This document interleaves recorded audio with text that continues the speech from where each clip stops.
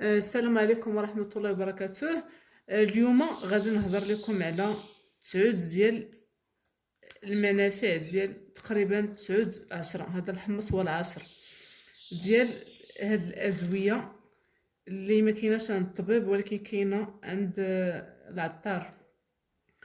هاد العلاج يعني فعال الأمراض ديال التنفس، الأمراض ديال الثقة. هاد العشوبة هما غادي نذكرهم لكم، نقول لكم في الاخر اش يليقوا. عندكم 10 ديال الحاجات، عندكم 10.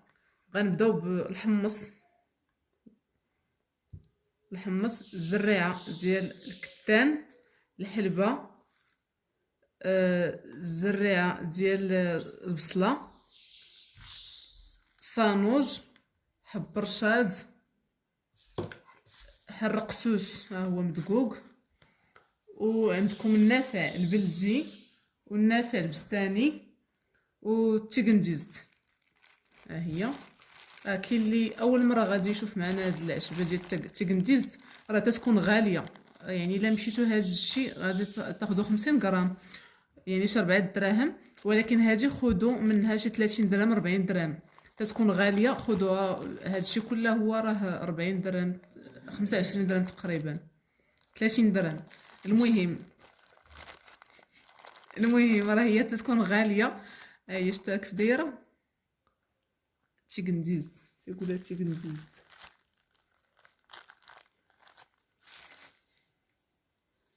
المهم غادي تاخذوا 50 غرام من كل حاجه، من كل هادشي اللي ذكرت لكم. 50 غرام 4 دراهم 3 دراهم.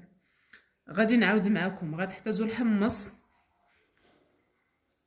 غادي تحتاجوا زريعه الكتان، الحلبه، تيغنديزت، حب رشاد، صانوج، زريعه البصله، حرقسوس، النافع البلدي، النافع البستاني. غادي تشدو هادو كاملين كيف ما تتشوفوا معايا.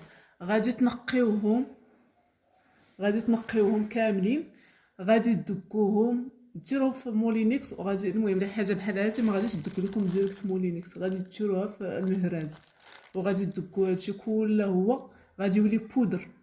من غادي يولي بودر غادي تشدو تخلطوا كلشي الخليط بحال سليلو. غادي تخلطوه مزيان. غادي تشدوا واحد الكاس ديال نص كاس ديال العسل تقريبا، وغادي تشدوا هذا الخليط. ما غاديش غادي تشدوا قرعه الزاج وغتحتفظوا به. غادي نحتاجو نهزو غير داكشي اللي غادي نحتاجو ليه، ما غاديش نهزو كلشي. غادي نهزو واحد شويه تقريبا نص كاس، وغادي نخوضوه مع العسل. ما يكونش جاري ما يكونش قاصح، بين وبين باش يدير لينا كريات. ديروا به كريات يكونوا صغيورين بحال الفانيدا، بحال الكومبريمي.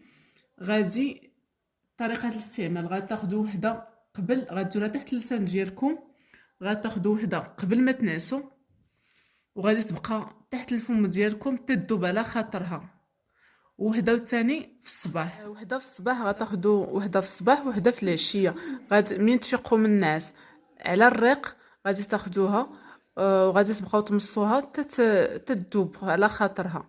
المهم هذا غادي تستمروا عليه تقريبا واحد 4 الاسابيع تتشوفوا النتيجه تبان معكم. عاد باش تحبسوا ممكن كاع شهر. المهم هي راه وصفه طبيعيه ما كايناش تخافوا.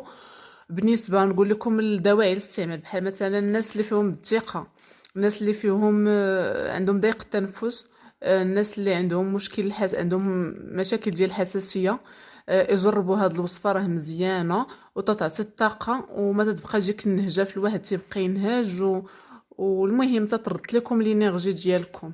نتمنى نلاقي التفاعل في هذا الفيديو، ومرحبا باستفسارات ديالكم في التعاليق. انا نجاوب على جميع التعاليق. كانت معكم جميله مراكش، نتمنى تكونوا بصحه جيده والى اللقاء. سلام.